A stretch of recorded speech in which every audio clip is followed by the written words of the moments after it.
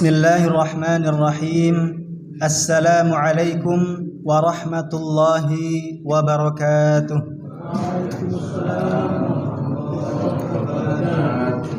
Alhamdulillahi rabbil alamin. Wassalatu wassalamu ala ashrafil anbiya'i wal mursalin nabiyyina Muhammadin wa ala alihi wa ashabihi wa man tabi'ahum bi ihsanin ila yaumiddin, amma ba'd. Allahumma inna nas'aluka ilman nafi'a wa rizqan tayyiba wa amalan mutaqabbala. Allahumma la sahla illa ma ja'altahu sahla wa anta taj'alul hazna idza syi'ta sahla faj'al lana ya rabbana kulla syai'in sahlan muyassara. Amin ya rabbal alamin. Bapak-bapak, ibu-ibu, jamaah Masjid Nurul Islam yang saya muliakan karena Allah Subhanahu wa taala. Alhamdulillahirabbil alamin. Rasa syukur kita kepada Allah Subhanahu wa taala yang telah memberikan kita nikmat Islam, nikmat iman dan nikmat keamanan sehingga kita dapat menjalankan siyam wa qiyam Ramadan hingga hari ini. Ramadan sebentar lagi akan meninggalkan kita. Suatu momentum yang juga ditunggu-tunggu oleh kaum muslimin, hari raya Idul Fitri hanya tinggal menghitung hari saja. Telah banyak nasihat yang disampaikan oleh para asatidzah di mimbar ini mengenai ruginya seseorang ketika Ramadan telah berlalu meninggalkannya, namun Allah Subhanahu wa taala belum mengampuni dosa-dosanya. Ramadan telah menjadi ladang pahala bagi kita. Di bulan inilah kita menjalankan puasa, qiyam Ramadan, qiraatul Quran dan zikir-zikir kepada Allah yang lainnya. Maka jangan sampai ketika Ramadan telah berlalu, apa yang telah kita kumpulkan di bulan Ramadan terhapus oleh maksiat-maksiat yang kita kerjakan di hari raya Idul Fitri. Nah, ini yang harus kita perhatikan Bapak Ibu sekalian. Banyak dari kita yang tidak sadar melakukan hal-hal yang dilarang oleh Allah Subhanahu wa taala di hari raya Idul Fitri. Ada dua hal yang ingin saya sampaikan. Yang pertama, al-lisan. Apa Pak al-lisan, Pak? Lidah. Gitu ya. Kenapa al-lisan? Lil kalam, untuk berbicara. Kok bisa? Bukannya mulut yang dibuat untuk berbicara. Mulut ini Pak, kalau tidak ada lidah, maka makharijul hurufnya itu tidak bisa terucap dengan sempurna.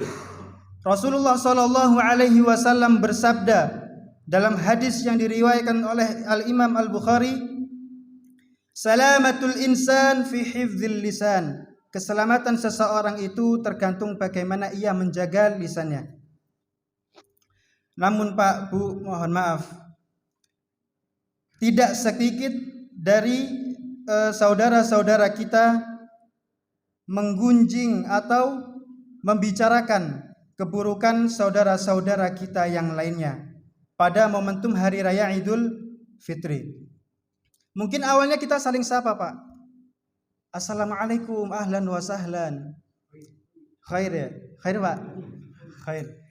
Tanya kabar, gimana kabarnya sekarang? Di mana rumahnya sekarang? Anaknya ada berapa? Namun tapi makin lama tuh pembicaraan, Pak, topiknya akan semakin sempit. Kalau sudah habis topiknya, tidak ada bahan lagi, apapun akan diucapkan. Oh, si fulan di mana sekarang? Gitu nggih. Apa dia kemarin hari raya tidak pernah kelihatan? Gimana ya sekarang? Wah, itu udah mulai nggak benar, Pak. Udah mulai nggak beres tuh. Gimana solusinya? Tinggalkan. Sebisa mungkin kita tinggalkan obrolan itu, pembicaraan itu dengan cara yang halus. Gak bisa dengan alternatif, Pak. Maaf, saya mau ke toilet dulu. Gitu nggih. Sebisa mungkin untuk kita tinggalkan obrolan itu. Kita ingin selamat, tinggalkan. Tidak ingin selamat, nggih monggo. dijalani mawon. Paham nggih untuk perkara yang satu ini? Untuk perkara yang kedua adalah al-yad. Apa al-yad, Pak? Tangan. Kenapa bisa tangan? Lil musafahah, untuk bersalaman. Loh kok bisa? Bersalaman kan hal yang baik. Kenapa perlu kita waspadai? Al musafahatu li ghairi mahramin. Bersalaman dengan orang yang bukan mahram kita. Rasulullah sallallahu alaihi wasallam bersabda dalam hadis yang diriwayatkan oleh Imam At-Tabari dalam kitab Al-Mu'jam Al-Kabir dari sahabat Rasulullah sallallahu alaihi wasallam yang bernama Abul Ala radhiyallahu an. Perhatikan kalimatnya baik-baik. La ayyud'ana fi ra'si rajulin bi khaytin bi mikhyadin min hadidin khairun lahu min ayyamassa imra'atan la tahillu lah. Ditusuknya kepala seseorang dengan pasak dari besi itu lebih baik daripada memegang seorang perempuan yang bukan mahram kita. Kira-kira kalau kepala kita ditusuk oleh pasak dari besi, sakit napa mboten? Sakit nggih. Mau napa mboten? Mboten nggih. Ini lebih baik daripada menyentuh wanita yang bukan mahram kita. Kok kita sampai berjabat tangan dengan orang yang bukan mahram kita? Na'udzubillah min dzalik, tsumma na'udzubillah.